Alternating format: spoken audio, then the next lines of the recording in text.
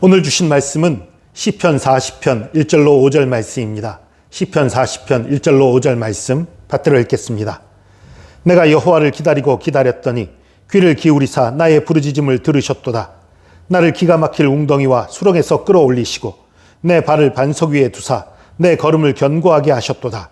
새 노래 곧 우리 하나님께 올릴 찬송을 내 입에 두셨으니 많은 사람이 보고 두려워하여 여호와를 의지하리로다. 여호와를 의지하고 교만한 자와 거짓에 치우치는 자를 돌아보지 아니하는 자는 복이 있도다. 여호와 나의 하나님이여 주께서 행하신 기적이 많고 우리를 향하신 주의 생각도 많아 누구도 주와 견줄 수가 없나이다. 내가 널리 알려 말하고자 하나 너무 많아 그 수를 셀 수도 없나이다. 아멘. 내가 여호와를 기다리고 기다렸더니 귀를 기울이사 나의 부르짖음을 들으셨도다. 기다리고 기다렸더니 정말 오래 기다렸다는 거지요. 그리고 그 기다리는 동안 부르짖기를 포기하지 않았던 겁니다. 여러분, 기도 응답은 응답될 때까지 하는 거예요. 기도는 기도 응답 받을 때까지 하는 겁니다. 나 많이 했는데요. 아니요. 많이 했어도 더 많이 하시면 됩니다. 여러분 생각해 보세요. 조지 밀러, 기도의 사람이었던 조지 밀러는 평생 기도했던 친구들이 몇 있었어요. 3명인가 하는 친구들이 있었어요. 예수님 앞에 돌아온 다음에 그 친구들을 위해서 기도하기 시작했는데 한 친구는 일찍 돌아왔고요. 한 친구는 한 10년인가 기도하고서 돌아왔어요. 한 친구는 조지 밀러가 죽고 나서 그 장례식 때 돌아왔습니다. 조지 밀러 일생 동안 물론 그 친구를 향한 기도는 끊이지 않았었고요. 기도는 이렇게 오래 했는데 아니요, 그런 거 없어요.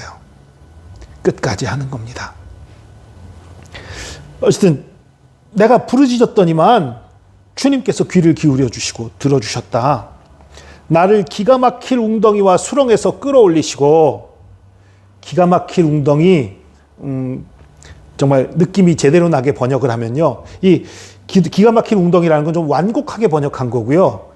좀 직설적으로 좀 번역을 하면 절망의 구덩이, 멸망의 구덩이, 무시무시한 구덩이, 죽음의 구덩이, 이런 식으로 번역할 수 있는 단어예요.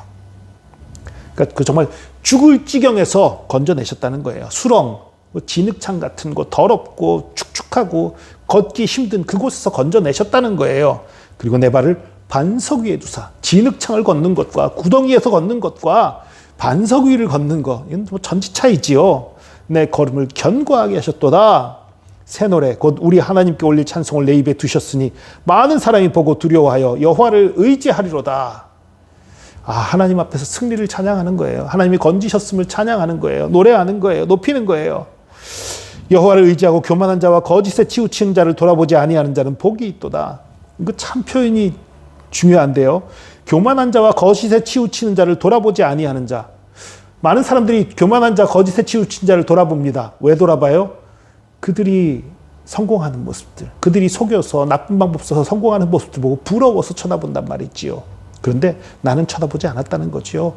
그들이 잘 되든 못 되든 나는 쳐다보지 않았다는 거지요. 무시한 거예요. 그들은 하나님 앞에 있지 않으니까. 그들은 멸망당할 자들이니까 무시하고 주님만 바라봤다는 거지요. 그런 사람들은 복이 있다는 거예요. 나같이 구원받을 것이다, 그 얘기예요. 5절에 여호와 나의 하나님이여 주께서 행하신 기적은 많고 우리를 향하신 주의 생각도 많아 누구도 주와 견질 수가 없나이다. 내가 널리 알려 말하고자 하나 너무 많아 그 수를 셀 수도 없나이다. 정말 주님이 베푸신 놀라운 기적들, 이적들, 인도하신들 다 자랑하고 싶은데 너무 많아서 도저히 자랑할 수가 없습니다. 이렇게 이해하는 거예요. 이런 1절에서 5절까지 읽어보면요, 이건 다윗에게 정말 하나님이 큰 승리와 축복을 주셔서 다윗이 기뻐 뛰놀며 부르는 노래 같아요. 그런데요, 아니에요. 5절까지는 그렇게 보였어요.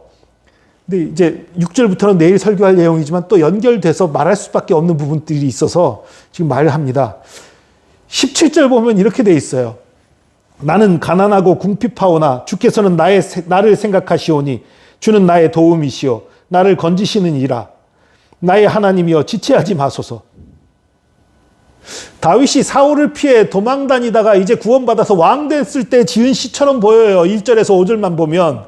그런데 17절을 보면 나는 가난하고 궁핍하오니 그리고 주는 나의 도움이시오 나를 건지시는 자라. 나를 건지셨다가 아니라 건지시는 자라라고 되어 있어요. 그리고 나의 하나님이여 지체하지 마소서. 지체하지 말고 건져달라는 얘기거든요. 13절에도 얘기가 있어요. 여호와여 은총을 베푸사 나를 구원하소서. 여호와여 속히 나를 도우소서. 아직 문제가 많은 거예요. 아직 쫓기고 있어요. 아직 공격당하고 있어요. 그런 상황에서 1절에서 5절 같은 내용으로 하나님을 찬양한 거예요. 이 시의 이제 이 뒷부분을 보면 다윗이 이게 왕이 언제 지은 거냐 좀 논란이 있어요. 왜냐하면 9절에 두루마리 책 얘기가 나오는데 이 두루마리 책은 당시에는 아주 큰 부자, 왕, 제사장 이런 사람들 아니면은 두루마리 성경책을 구경하기도 어려웠어요. 그런 상황에서 두루마리 책을 얘기한 걸 보면 이거 이미 왕된 얘기 다음 아니야? 또 내가 많은 회중 가운데서 의의 기쁜 소식을 전하였다. 9절의 얘기고요. 10절에도 인자와 진리를 많은 회중 가운데서 감추지 아니하였다. 많은 회중 가운데서 말할 수 있는 위치 왕된 다음 아닌가? 그래서 왕된 다음 아닌가 싶은데 이 17절에 가난하고 궁핍하오니 이게 말이 안 되거든요. 왕된 다음이면. 가난하다는 게 꼭 물질적으로 가난한 게 아니라 마음 가난한 거 얘기할 수도 있지 않나요? 예, 맞아요. 그럴 수도 있어요. 이 가난하다는 단어는요, 비천하다, 좀 정말 어려운 처지에 놓였다 이런 걸 뜻하는 표현으로 쓸 수도 있어요. 내가 하나님 앞에서는 비천한 존재입니다. 이런 의미로 쓸 수도 있어요. 그런데 문제는요, 궁핍하오나가 문제예요. 가난하다는 그렇게 쓸 수도 있어요. 그런데 궁핍하오나는 진짜 가난한 것, 진짜 없는 사람한테 쓰는 단어예요. 그러니까 지금 다윗이 진짜 가난한 상태인 거란 말이에요. 그럼 왕이라고 볼 수 없잖아요. 이게 지금 언제 쓴 건지 좀 헷갈리는 그런 시예요. 왕이 돼서 썼을 것 같은 내용이 1절에서 5절까지 있는데 실제로 이 17절을 보면 아니거든요, 또. 그러니까 알 수가 없어요. 물론 그래서 이런 추측도 가능해요. 다윗이 사울을 피해 도망 다니던 시절에 시를 지었는데 나중에 왕이 돼서 일부를 손봤다.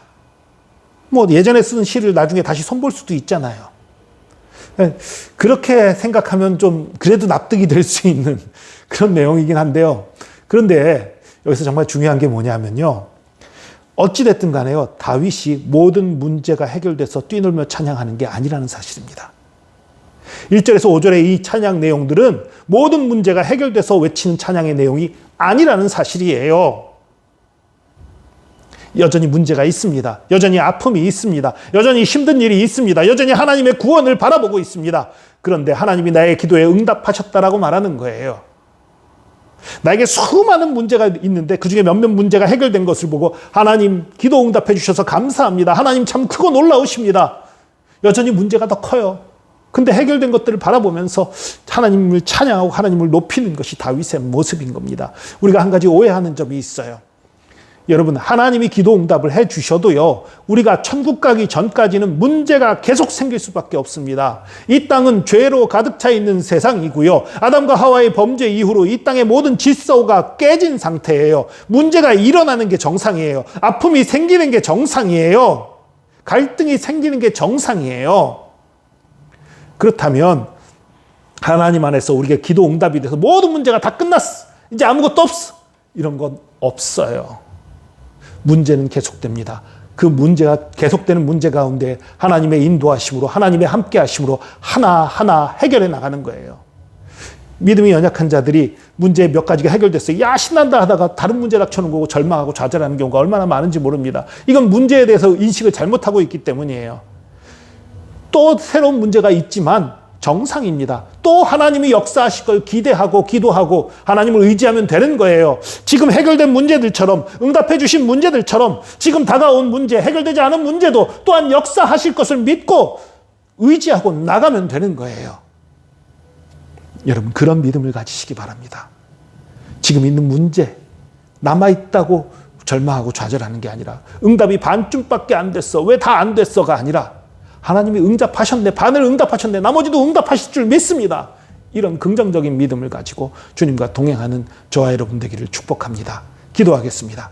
주님, 아직 많은 문제가 남았음에도 불구하고, 많은 어려움이 있음에도 불구하고 해결해 주신 것들, 들어주신 것들, 역사하신 것들을 바라보며 주님을 찬양하고 주의 이름을 높이고 주님께 존귀와 영광을 돌리는 다윗의 모습을 봅니다. 주님, 우리도 그런 삶 살기를 원합니다. 우리 삶 가운데에 우리가 이 땅에 사는 동안엔 문제가 끊이지 않을 수밖에 없는 것을 압니다. 주님, 문제가 끊어질 것을 기대하는 것이 아니라 문제가 계속되지만 그거 계속되는 문제를 하나하나 주님께서 역사하시고 해결해 주시고 인도하실 것을 믿고 기대하며 주님을 의지하고 주님 안에서 기뻐하며 찬송하며 영광 돌리는 삶을 살 수 있도록 인도하여 주시옵소서. 우리의 하나님 되신 주님, 우리의 능력 되신 주님, 우리의 모든 것 되신 주님을 믿고 의지합니다. 주님, 받아 주시옵소서. 주의 사랑과 은혜에 감사드리며 예수 그리스도의 이름으로 기도합니다. 아멘.